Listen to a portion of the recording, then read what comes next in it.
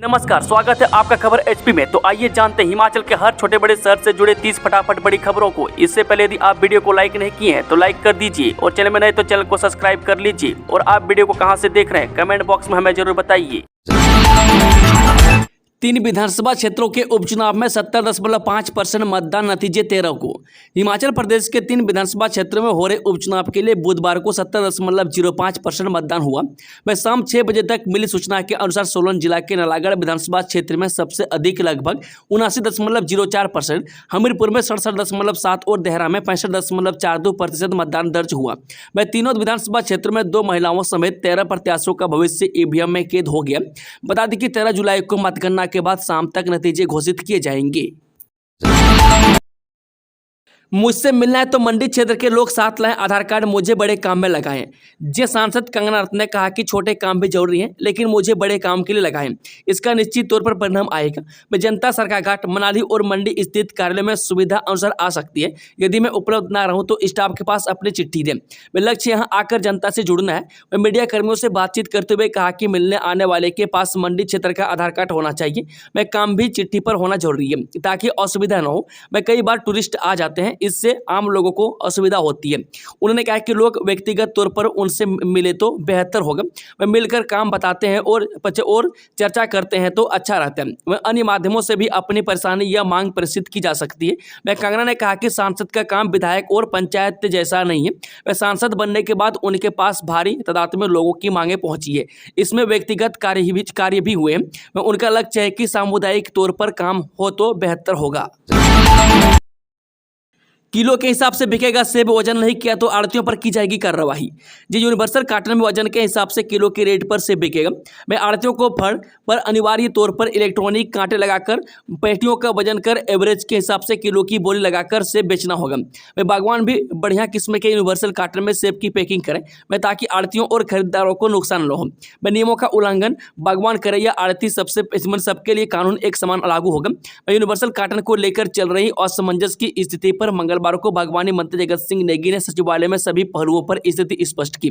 मैं नेगी ने कहा कि जिन बागवानों के पास पिछले साल का कार्टन बचा है वह नाशपाती टेलीस्कोपिक कार्टन में पैक कर बेच सकते हैं।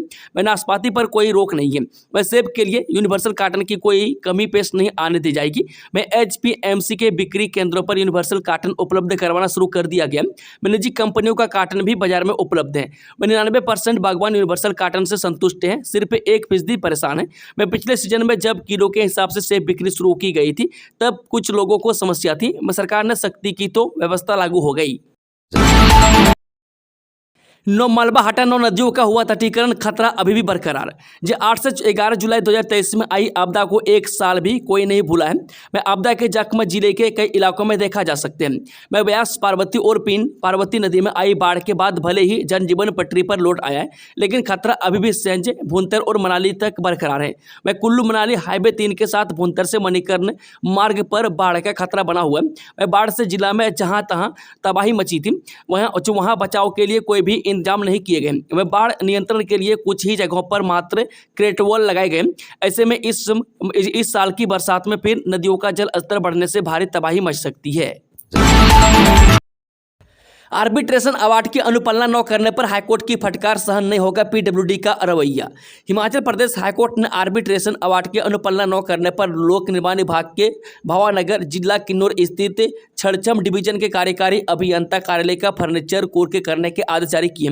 मैं न्यायाधीश अजय मोहन गोयल ने messrs Garg sons estate promoter private limited की अनुपालना याचिका की सुनवाई के पश्चात यह आदेश जारी किए। कांग्रेस ने रोका मंडी स्मार्ट सिटी प्रोजेक्ट का काम, कंगना का सूख सरकार पर निशाना।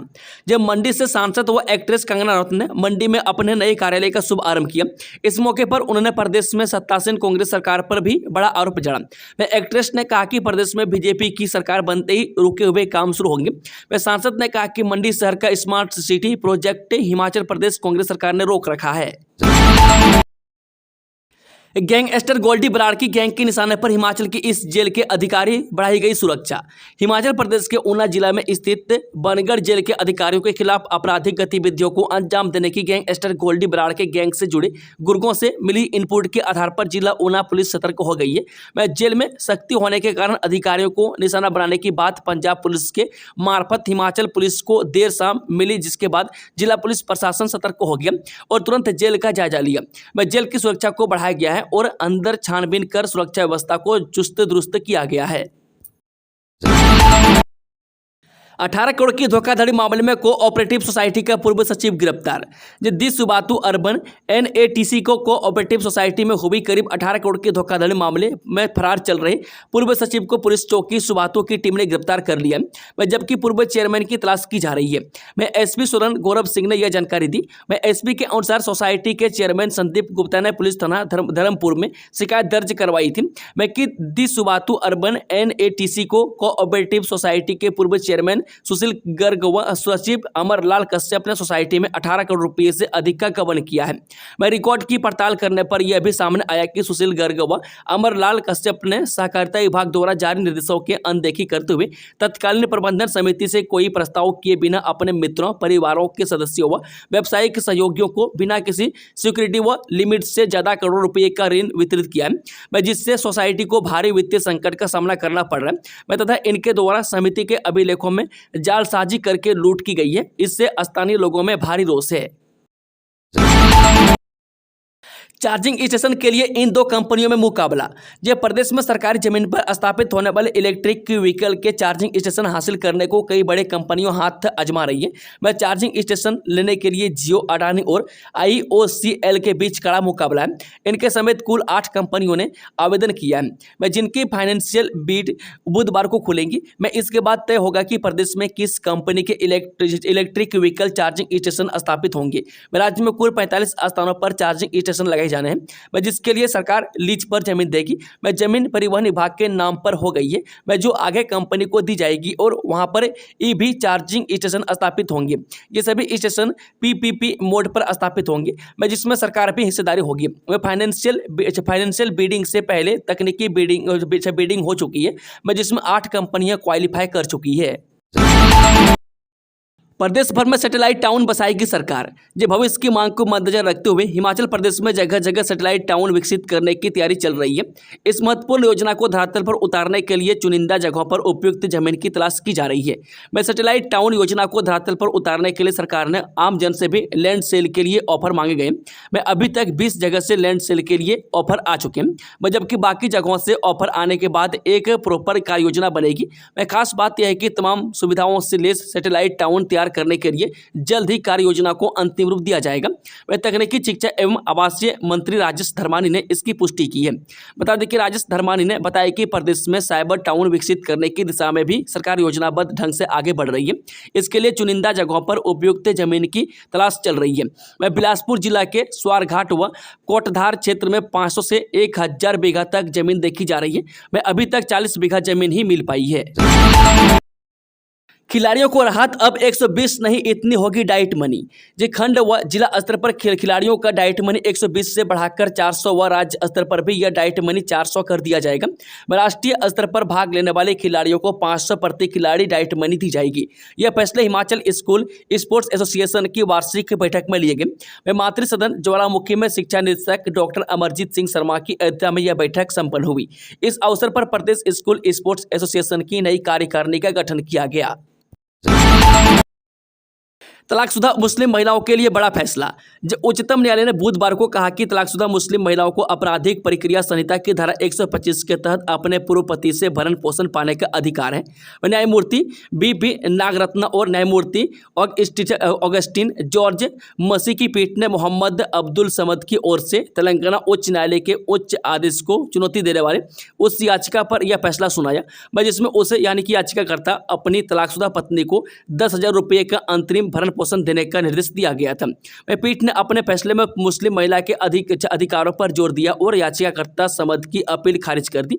न्यायमूर्ति नागरत्ना ने अपील खारिज करते हुए अपने फैसले में कहा कि अब इस प्रमुख निष्कर्ष के साथ आपराधिक अपील को खारिज करते हैं कि सीआरपीसी की धारा 125 से सभी महिलाओं पर लागू होगी, न कि केवल विवाहित महिलाओं पर। हालांकि अदालत ने यह भी कहा कि यदि सीआरपीसी की धारा 125 के तहत आवेदन के लंबित रहने के दौरान संबंधित मुस्लिम महिला तलाक ले लेती है तो इस परिस्थितियों में वह मुस्लिम महिला यानी कि विवाह अधिकारों का संरक्षण अधिनियम 2019 का सहारा ले सकती है।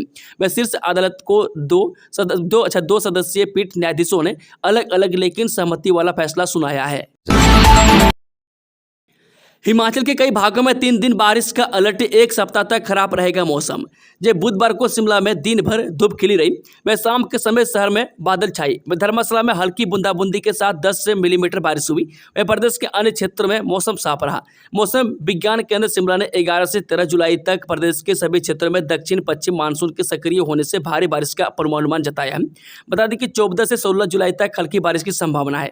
वह बुधवार शाम तक मंडी में 5, शिमला में 4 और कांगड़ा में 3 सड़कों पर आवाजाही बंद रही।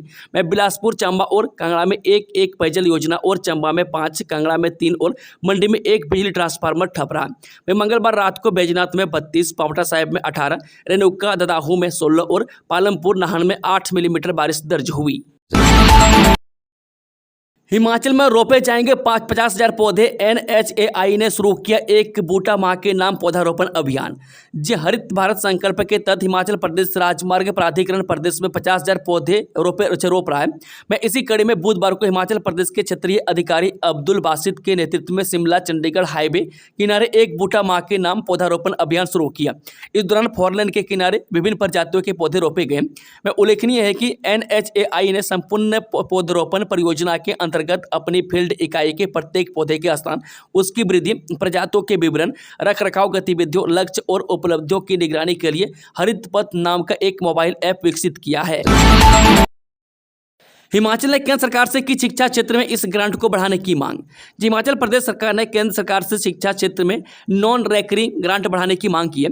वह मंगलवार को नई दिल्ली में आयोजित बैठक में शिक्षा सचिव राकेश कंवर ने पहाड़ी क्षेत्र होने के चलते प्रदेश में निर्माण कार्य महंगा होने का हवाला देते हुए इस ग्रांट को बढ़ाने का पक्ष रखा। वह नॉन रेकरिंग ग्रांट एक बार का यह अनियमित हुए हैं और भविष्य में इसका भुगतान करने की अपेक्षा नहीं की जाती है। वह शिक्षा सचिव ने कहा कि ICT लैब हो या फिर भवन का निर्माण, इसमें काफ़ी खर्चे का काम होता है। इसके लिए जो बजट दिया जाता है वह कम पड़ जाता है। ऐसे में इसमें बढ़ोतरी होनी चाहिए। मिल्क फेड का घी 50 रुपये हुआ महंगा, 3 श्रेणियों में बढ़ाएंगे दाम। हिमाचल प्रदेश राज्य मिल्क फेडरेशन ने देसी घी, मक्खन समेत अन्य उत्पादों के दामों में बढ़ोतरी कर दी है। मैं अब उपभोक्ताओं को हिम घी प्रति लीटर 50 रुपये और हिम मक्खन प्रति किलो 30 रुपये महंगा मिलेगा। इस तरह अब घी 700 और मक्खन 580 रुपये प्रति किलो मिलेगा। मैं दूध के दामों में बढ़ोतरी के बाद प्रबंधन ने अन्य उत्पादों के दाम बढ़ाए हैं। मैं बढ़ी हुई दरें प्रदेश भर में लागू कर दी गई है। मैं मिल्क फेडरेशन की ओर से कुल 5 उत्पादों के दाम बढ़ाए गए। मैं हिम पनीर अब 370 के बजाय 390 रुपये में मिलेगा। मैं खुला पनीर प्रति किलो 340 के बजाय 360 रुपये में मिलेगा। मैं पनीर में 20 रुपये प्रति किलो बढ़ोतरी हुई है। मैं खुला दूध प्रति लीटर में 2 रुपये बढ़ोतरी के साथ अब दाम 49 रुपये तय किए गए हैं। बंटने से पहले बद्दी पुलिस ने पकड़ी 3 लाख की नकदी, कई लोगों पर हुए मामले दर्ज। ये BBN में उपचुनाव शांतिपूर्वक तरीके से हुआ। मैं 2 जुलाई की रात को पुलिस टीमों ने मतदाताओं को प्रभावित करने के उद्देश्य से बड़ी मात्रा में अवैध नकदी, शराब उपहारों को रोका और ऐसा करने वाले के खिलाफ मामले भी दर्ज किए। मैं कल्याणपुर गाँव में एक व्यक्ति से 69,000 रुपये, कवर्नी गाँव में 78,000 रुपये, बहली गाँव में 1 लाख रुपये और 60,000 रुपये, जबकि बघेरी यानी कि नंगल डाका गाँव में 1 लाख रुपये जब्त किए गए। इन वित्तीय जब्तों के अलावा चुनाव नियमों के उल्लंघन पर 2 लोगों के खिलाफ मामले भी दर्ज हुए। वे मतदाताओं को पैसे के बदले वोट देने की योजना के लिए एक व्यक्ति पर मामला दर्ज किया गया। इस मामले की जांच चल रही है।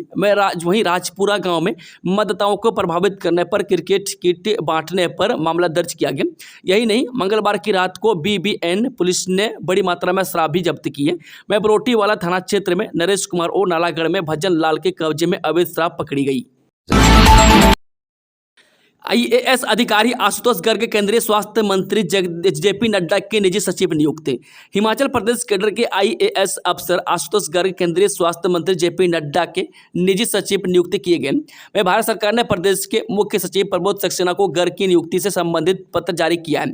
वह गर्ग आगामी 5 साल के लिए केंद्रीय स्वास्थ्य मंत्री के साथ काम करेंगे। बता दें कि 2014 बैच के आईएएस अफसर गर्ग जिला हमीरपुर के रहने वाले हैं। वह केंद्रीय कार्मिक विभाग की उप सचिव पूजा जैन की ओर से गर्ग की नियुक्ति के आदेश जारी किए गए। वह गर्ग वर्तमान में हिमाचल सरकार में विशेष सचिव कार्मिक एवं वित्त के पद पर कार्यरत हैं। वह इससे पहले उपायुक्त कुल्लू और लोकसभा आयुक्त के सचिव पद पर भी कार्य कर चुके हैं। सीएम सुक्खू पर भी जल्द कसेगा जांच एजेंसियों का शिकंजा, होशियार सिंह का बड़ा दावा। हिमाचल प्रदेश में केंद्रीय जांच एजेंसियों ने कुछ कारोबारियों पर कार्रवाई की है। इन कारोबारियों के तार मुख्यमंत्री सुखविंदर सिंह सुक्खू से जुड़े होने की बात कही जा रही है।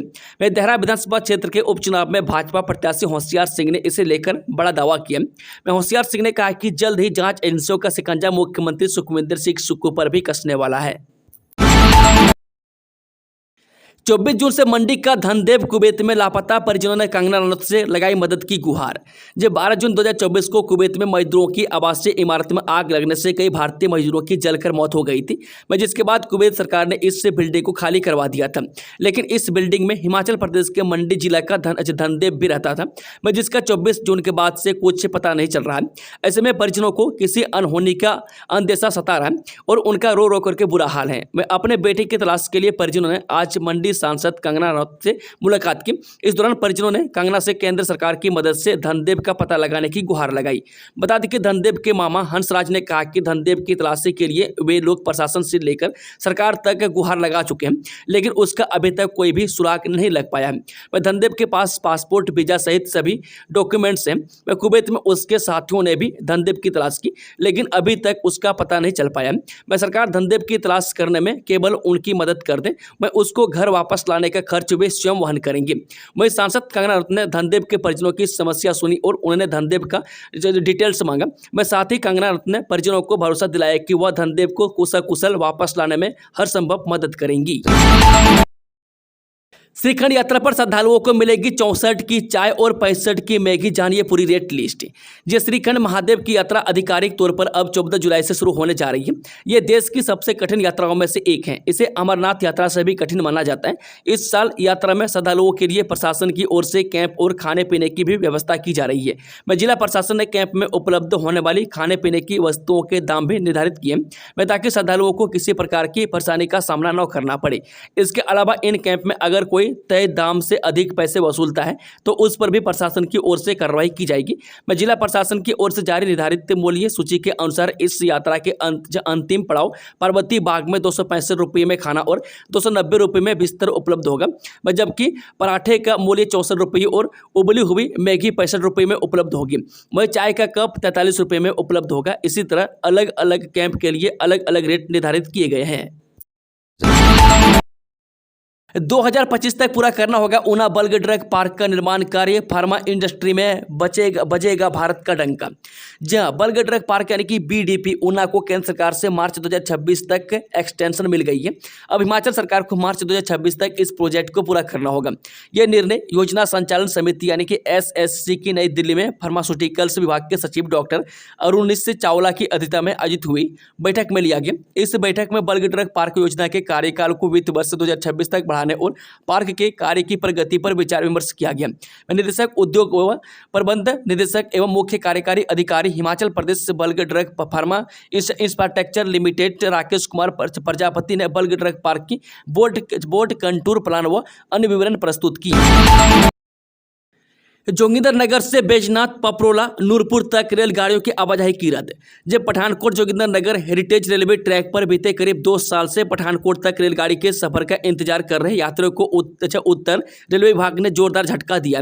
जोगिंदरनगर से बैजनाथ से पपरोला नूरपुर तक रेलगाड़ियों की आवाजाही रद्द की है। उधमपुर में सुरक्षा बल और आतंकियों के बीच मुठभेड़ शुरू, सीआरपीएफ और सेना ने की इलाके में घेराबंदी। जम्मू कश्मीर के उधमपुर जिले में आतंकियों और सुरक्षा बलों के बीच मुठभेड़ शुरू हो गई है। सुरक्षा बलों ने इलाके में घेराबंदी कर आतंकियों की तलाश शुरू कर दी है। वहीं मुठभेड़ के बाद इलाके में दहशत का माहौल है। बता दें कि इससे पहले कठुआ में आतंकियों ने सुरक्षा बलों के काफिले पर हमला कर दिया था, जिसमें 5 जवान बलिदान हो गए थे। 2019 से 2023 के बीच हुई शिक्षक भर्ती सवालों के घेरे में आरटीआई में यूजीसी के मानकों की अनदेखी का खुलासा। हिमाचल प्रदेश विश्वविद्यालय में साल 2019 से 23 के बीच हुई शिक्षकों की भर्ती शक के घेरे में आ गई है। वह विश्वविद्यालय में शिक्षकों की नियुक्तियों की शक्तियां कार्यकारी परिषद यानी कि ईसी के पास है। मैं ईसी ने ये शक्तियां कुलपति को दे दी। हालांकि ईसी ऐसी शक्तियां कुलपति को हस्तांतरित नहीं कर सकती। मैं ईसी अगर ऐसा करती है तो उसे एचसीपीयू के अधिनियम 12C क्लॉज 7 के खिलाफ माना जाएगा। इन भर्तियों को लेकर हाईकोर्ट में याचिकाएं दायर हुई है। मैं इसमें याचिकाकर्ताओं ने आरोप लगाया है कि ईसी ने अपनी मीटिंग में प्रस्ताव पारित कर ऐसी शक्तियां बीसी को दे दी। हाईकोर्ट ने गैर कानूनी ठहराया और गणित विभाग के 2 एसोसिएट प्रोफेसर और एक ईडब्ल्यूएस की नियुक्ति को भी रद्द कर दिया था। हाईकोर्ट ने कहा था कि शिक्षक भर्ती प्रक्रिया में तय मानकों की अनदेखी की गई है। मैं याचिकाओं में आरटीआई से जुटाई जानकारी में पाया कि कुलपति ने शिक्षक भर्ती प्रक्रिया में चहेतों का लाभ पहुंचाने के लिए यूजीसी के मानकों की अनदेखी की है। ईडी की जांच के दायरे में आ गए खनन कारोबारियों पर जवाब दें मुख्यमंत्री सुक्खू। जी नेता प्रतिपक्ष जयराम ठाकुर ने कहा कि प्रदेश में खनन से जुड़े कारोबारियों के यहां हुई छापेमारी में घपले की पुष्टि हुई है, लेकिन इन कारोबारियों के मुख्यमंत्री से नजदीकी की बातें सामने आ रही है। मुख्यमंत्री को इस मामले में प्रदेश की जनता को जवाब देना चाहिए कि जांच एजेंसियों जिनके खिलाफ कार्रवाई की तैयारी कर रही है उनका मुख्यमंत्री से क्या संबंध है। वहीं कांग्रेस सरकार ने विकास के बजाय घोटाले का तरजीह दी है। मैं जनता के मुद्दे से सरकार को कोई सरोकार नहीं है। मैं घोटाले से प्रदेश की छवि खराब हो रही है।